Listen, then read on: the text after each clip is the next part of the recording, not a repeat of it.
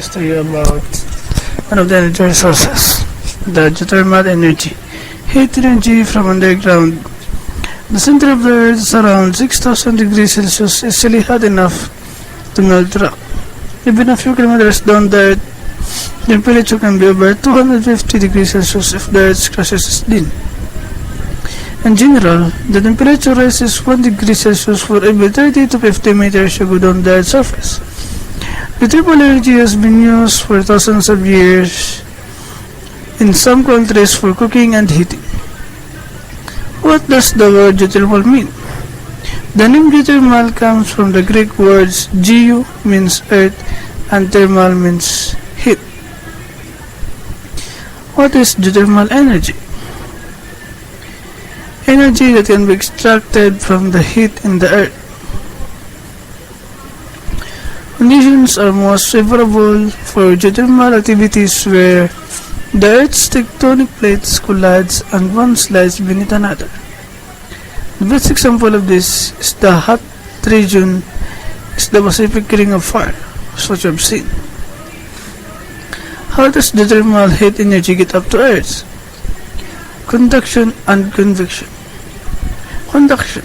Heat from the Earth's interior flows outward. It is transferred to the outer mouth beneath the layer of the rock or the crush. In some regions, crush may be hot enough to partly melt and create magma. Magma rising upwards out of metal can bring in tints. Magma or very hot rock shallow heat into the crush, rainwater slipping downward through pores and crevices in the crush. To depths of the mile or more is heated. The heated water may be stored at a deep geothermal reservoir, or the hot water may flow outward at the surface to the surface as hot spring, or boiled near the surface to create fumaroles and vapors. How have people used geothermal energy in the past? Bathing, medical therapy, cooking, and heating. Ancient civilization used spring for bathing, and early Romans used geothermal water to treat eyes and skin disease. That's for medical therapy. Native Americans and others used geothermal water for cooking. That's for cooking. And early Romans used geothermal water to heat their homes. That's for heating. And how electricity is generated using geothermal energy? The geothermal fluids are brought to the surface through wells that are drilled deep into the earth. The hot water is 300 degrees Fahrenheit or more, is highly pressurized. As the water pressure is reduced during transit to the surface, 30 to 40% of the water flushes or exclusively boils to steam. The steam is fed to the turbine or generator to produce electricity. The remaining water is returned into the earth to help maintain the pressure and prolong the productivity of the geothermal well. And also, geothermal water passes through the heat exchanger to heat a secondary fluid that vaporizes at a lower temperature than water. The fluid before spins the turbine or generator is condensed back to the liquid and revaporized at the heat exchanger. A few geothermal reservoirs produce mostly steam and very little water. The steam shoots directly through a rock character and into the turbine. However, the advantages. What are those advantages? Geothermal energy does not produce any pollution and does not contribute to the greenhouse effect. The power station do not take up much room, so there is not much impact on the environment. No fuel is needed. Once you build a geothermal power station, the energy is almost free. It may need a little energy to run a pump, but this can be taken from the energy being generated. And also one advantage of geothermal energy is that it is a renewable energy. A renewable energy is that are ones that won't run out. And now we get to the disadvantage of using geothermal energy. The disadvantages are: first, The big problem is that there are not many places where you can build a geothermal power station. You need hot rocks of a suitable type at a depth where we can drill down to them. The type of rock above is also important. It must be a type of that we can easily drill through. Sometimes a geothermal site may run out of steam, perhaps for decades. Hazardous gases and minerals may come up from underground and can be difficult to safely dispose of.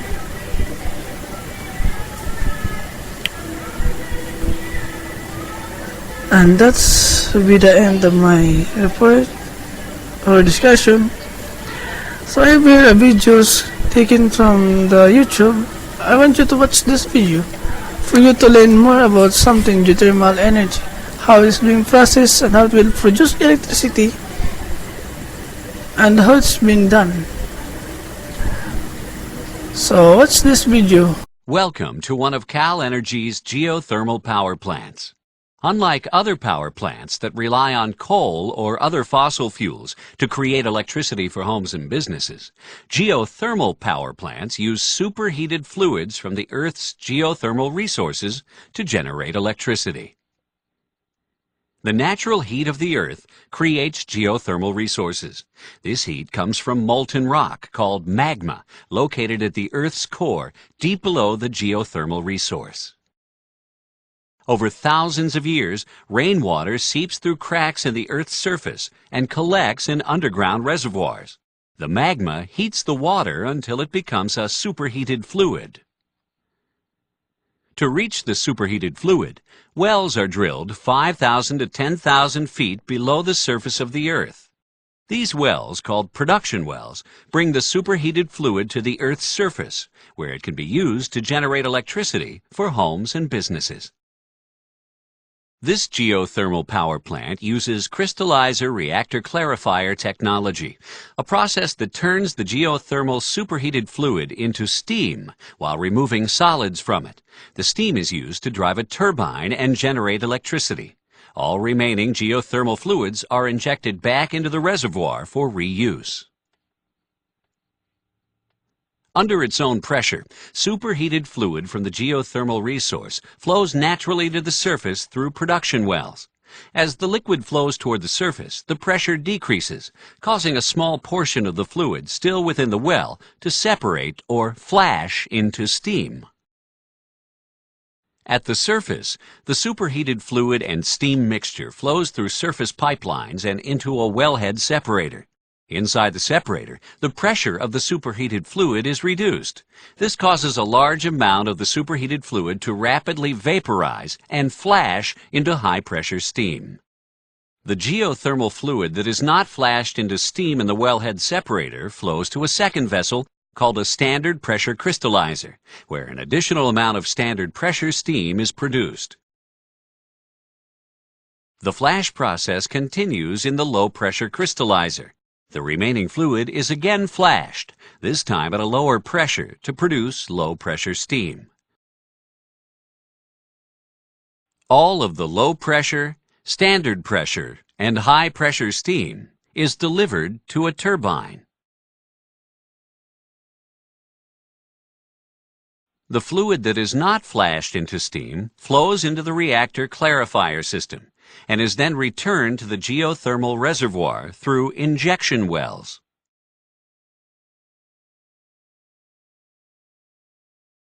Turbines are the primary piece of equipment used to transform geothermal energy into mechanical energy. Pressurized steam created from the geothermal superheated fluid flows through pipelines to large steam turbines. The force and energy in the steam is used to spin the turbine blades. The turbines turn a shaft directly connected to an electrical generator. An electrical charge is created when magnets rotate within the generator. Large copper bars carry the electrical charge to a step-up transformer outside the plant. Within the transformer, the voltage is increased before the power is sent to the power lines that carry it to homes and businesses. Geothermal energy is a sustainable resource because with proper management, a geothermal resource can remain a renewable source of energy. Water trapped deep within the earth will naturally replace the superheated fluid that is drawn from the geothermal resource through surface wells. However, it is possible to deplete the geothermal resource by removing fluid faster than it can be naturally replaced. To help prevent this, the steam used in the geothermal power plant passes through a condenser that turns it back into fluid. At this stage, it's possible to recover minerals from the geothermal fluid before it's injected back into the earth. This condensed fluid, along with the fluid that did not flash to steam, is injected back into the underground reservoir. Magma naturally reheats the fluid so it can be used again.